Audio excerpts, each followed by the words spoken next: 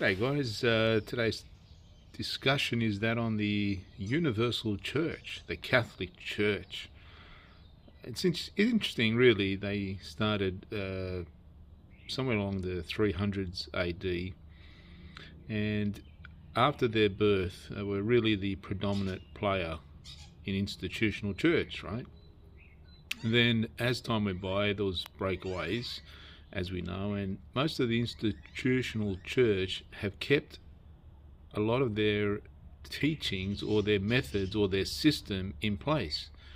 So the question I was asking a Jehovah's Witness is, could it be that all these institutions, this Christianity, with all its different denominations, are really just children of the Catholic Church, of the Universal Church, are part of its mother? You know, I think there's something to be said about that. When you look at just the format of most of these institutions and the way they have this top-down structure, which they inherited from their mother. So when you look closely at these religions and the way they're structured, they're very similar. And so where did they get all that? They don't get it from the Bible. They've inherited from somewhere. They've replicated another system. It's like McDonald's, I guess, right? You have its main ship, and then they franchise them all out. But they all are identical, no matter where you go in the world. There are variations of them, depending on the country you go. They have a different menu, slightly different. When I say that, they might add something or another that is relevant to its culture, but otherwise it's pretty straightforward, similar food. Same with religion, and institutional religion particularly. They're following the same system because, why? It works. It works in this system that we're living in. And so how is Jehovah's Witnesses then a replica of the Roman Catholic Church? And it's interesting, a lot of people jump from one religion to another, don't they? They go from this Roman Catholic to this to another, and yet they eventually find a home that they like. The doctrines might be slightly different, but the system is still the same. So when you look at Jehovah's Witnesses, what are the similarities between them and the Catholic Church? Here is 25 that I picked up online. So these aren't all mine, but when I look through them, they're very similar to my own conclusions without even seeing this already written down. So here they've got centralized worldwide church government from which all official doctrines comes. Of course, you have the Pope and the governing body.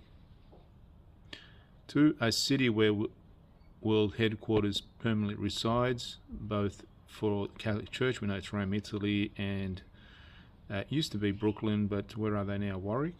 I think it's Warwick. New York, USA. Authority, number 3, authority of this world organization is not to be questioned.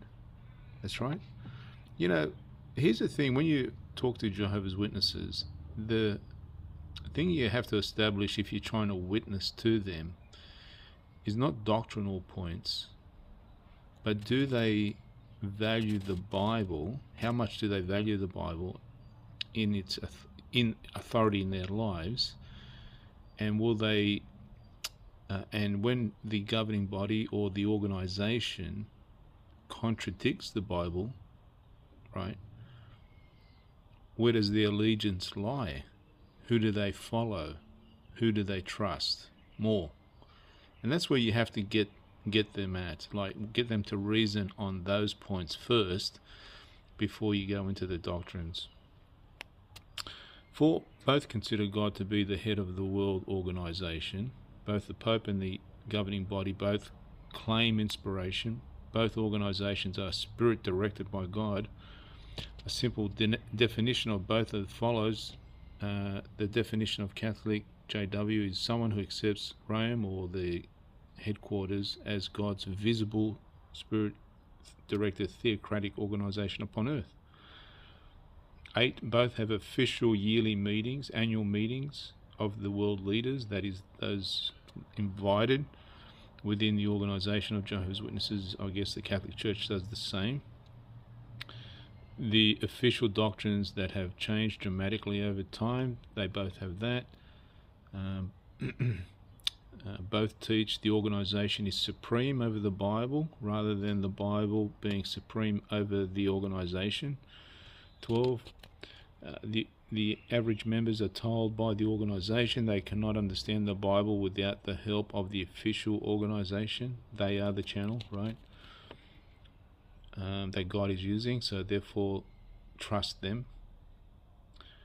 Both discourage independent thinking from world organizations. Both continue to blindly follow the organization in spite of major doctrinal changes, reversals, and flip-flops.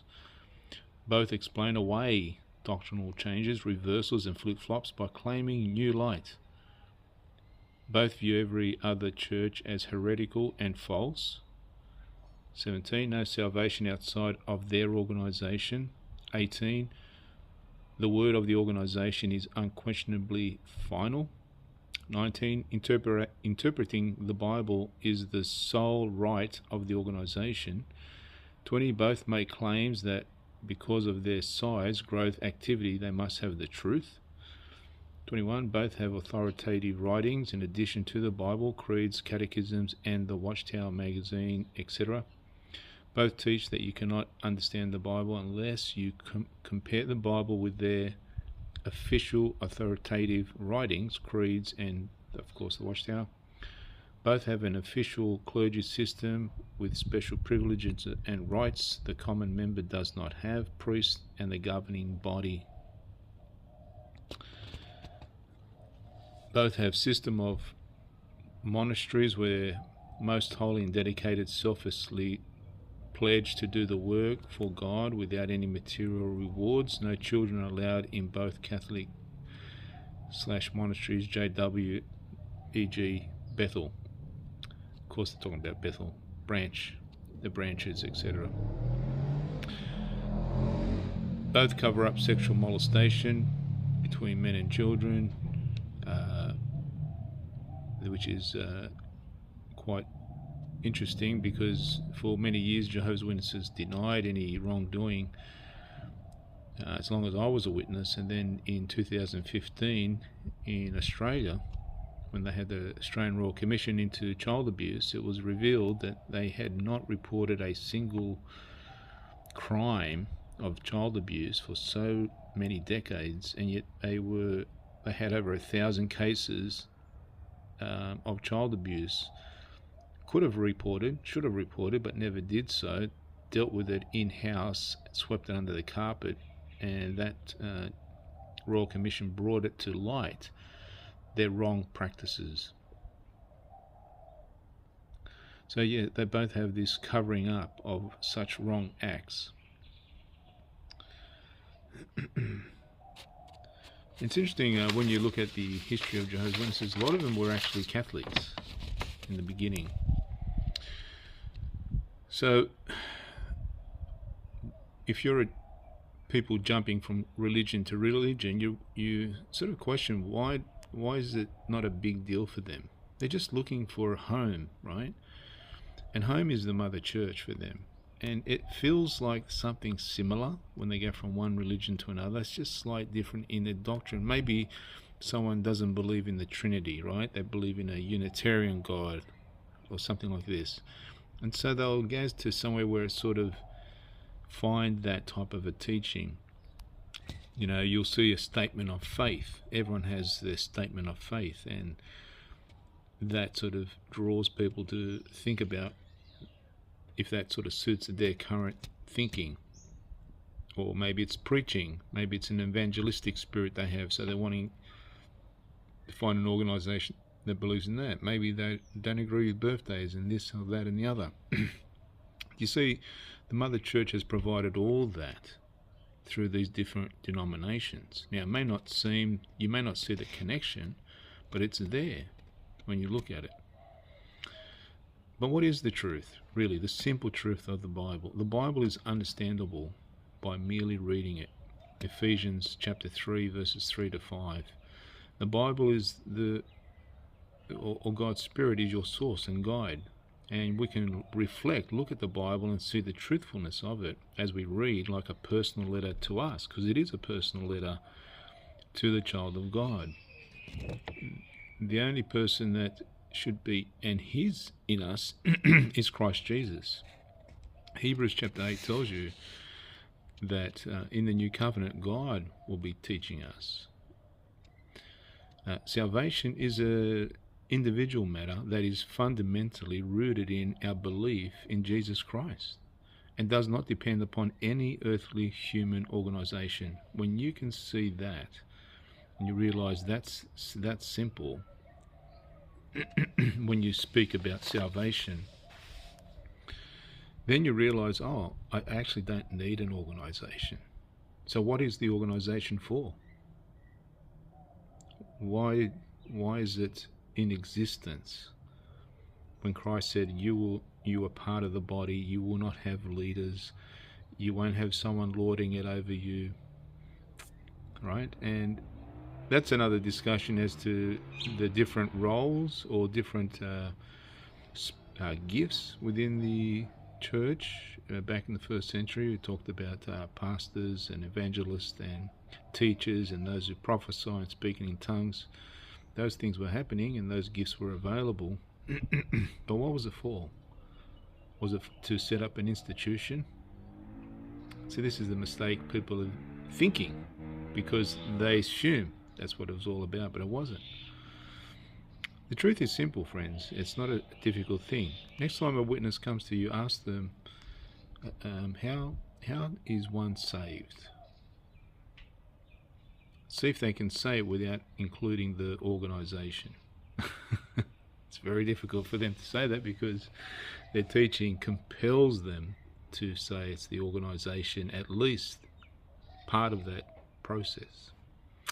Have a great day, guys. It was just a conversation I was having with a friend, a Jehovah's Witness friend, the other day about this very thing. Now, I think, anyway, that really Jehovah's Witnesses are just a arm or part of the body of the Catholic Church, as is many other Christian denominations. This is just my view, because I don't believe God is using religion or organizations, the Father that is. I don't believe that's the case. Christ isn't using them. He's indwelling you, right? Christ is in you. And this is what the apostles go in great detail to explain what happens to a believer when they accept and believe in Jesus Christ. There's a transformation that takes place, and this is how Christ is living in this world through you and I. So that's the good news, really. It's great news. Have a great day, guys, and talk to you again. See you later.